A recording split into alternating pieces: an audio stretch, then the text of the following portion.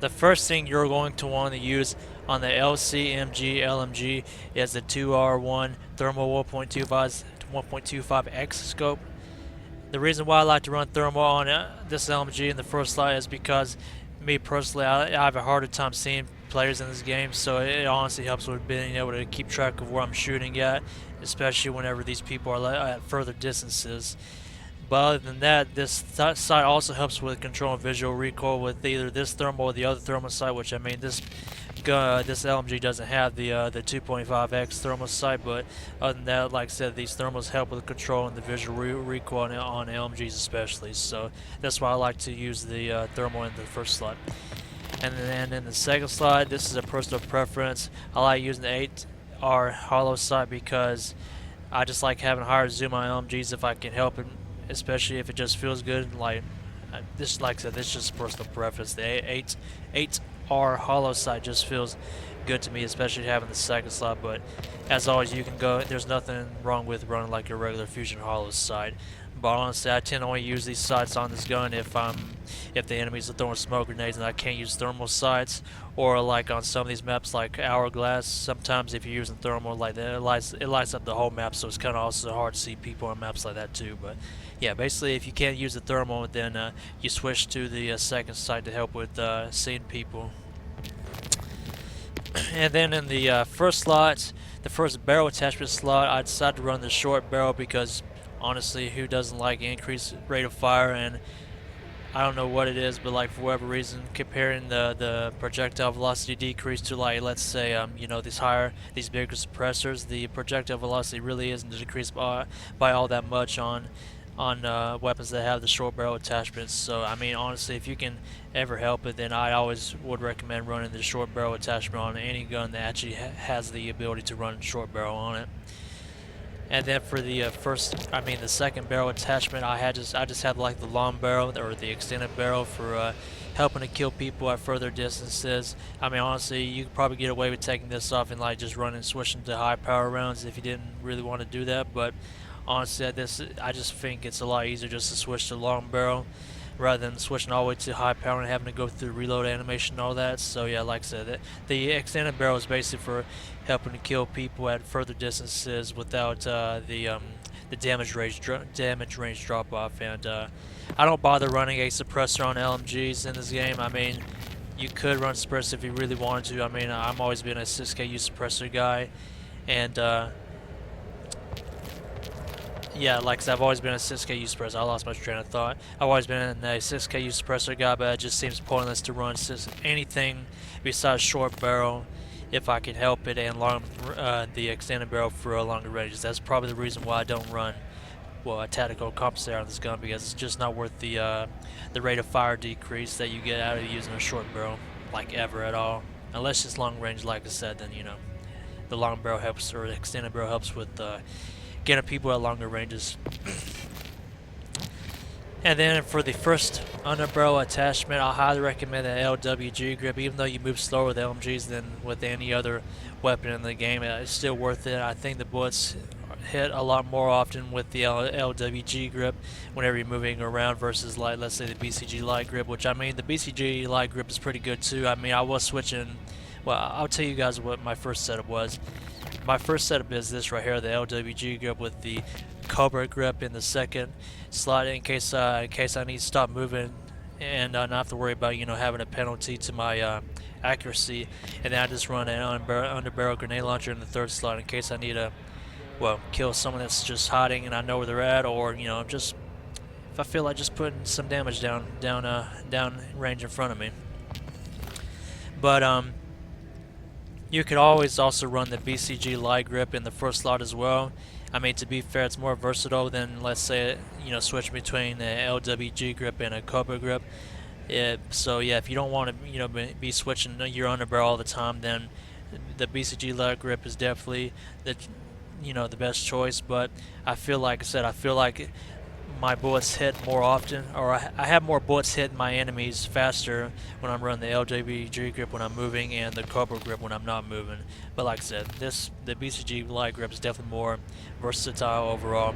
And if you were to run the BCG light grip in the first slot, if you don't want to be switching between LWG and the Cobra grips, then I would definitely run, like, let's say a smoke grenade launcher in the second slot, and then the regular underbarrel grenade launcher in the third slot. And the only reason I would have the smoke grenade in the smoke grenade launcher in the second slot would be to, like, if I need to help push enemies and I don't have any more smoke grenades or any smoke grenades at all, then you could always switch to this to put some smokes down you to be able to push enemies or whatever.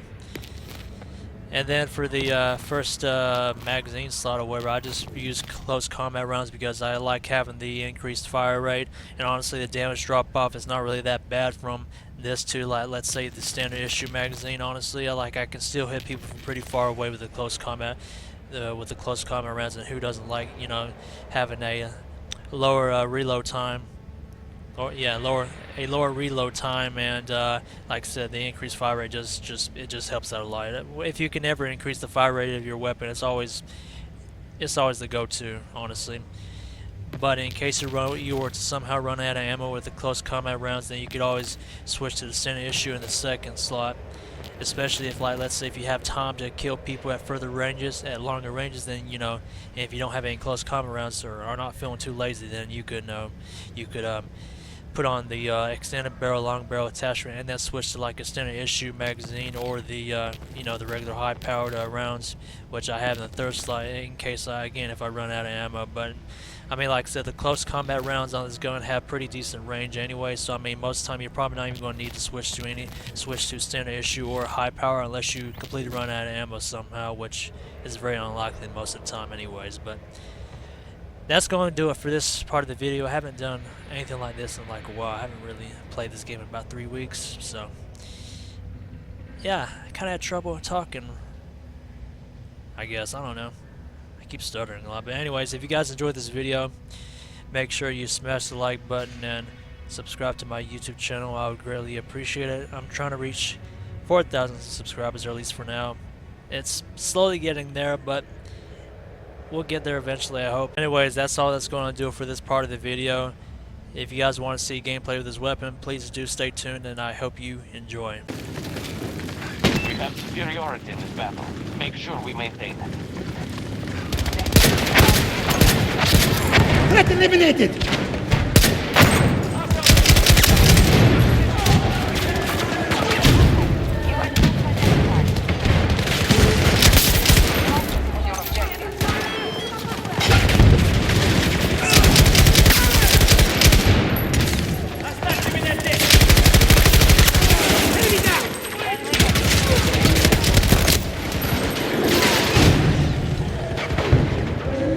I literally cannot.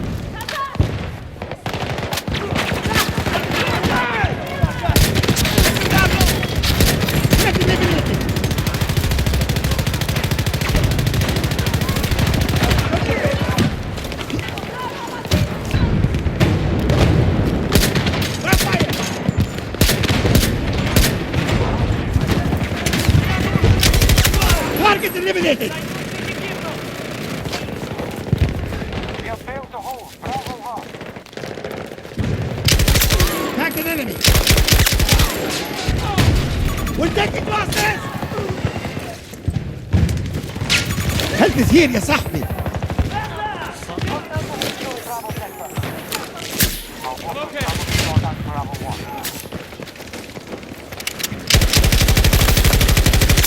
Target eliminated.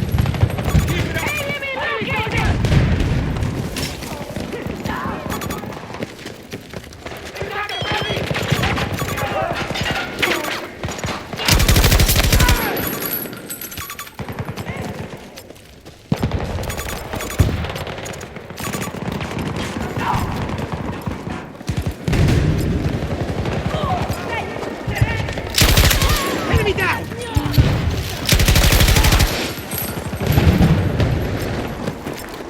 Oh my god!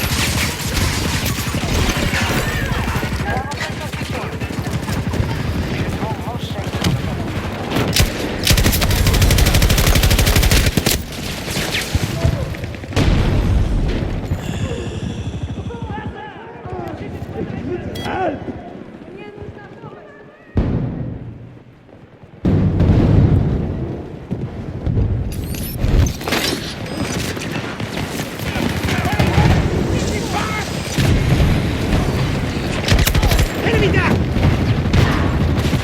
Secure the objective.